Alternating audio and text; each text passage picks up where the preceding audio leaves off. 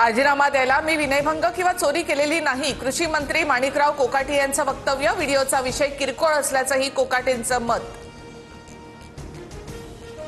जाहिरात स्किप करायला 42 सेकंद लागतात का? सत्य झाकणार नाही. अधिवेशनाची वाट पाहू नका, राजीनामा द्या, रोहित पवारांची टीका.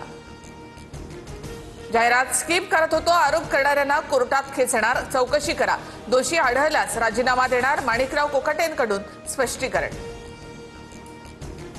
कृषी मंत्री कोकाटेंच्या विरोधात महाविकास आघाडी आक्रमक. केंद्रीय कृषी मंत्र्यांची भेट घेत महाविकास आघाडीच्या खासदारांची कोकाटेंच्या राजीनाम्याची मागणी. तर मुंबईत पवारांच्या राष्ट्रवादीचंही आंदोलन. माणिकराव कोकाटेंचं वर्तन भूषणावह नाही, विधान भवनात गांभीर्यानं बसणं गरजेचं.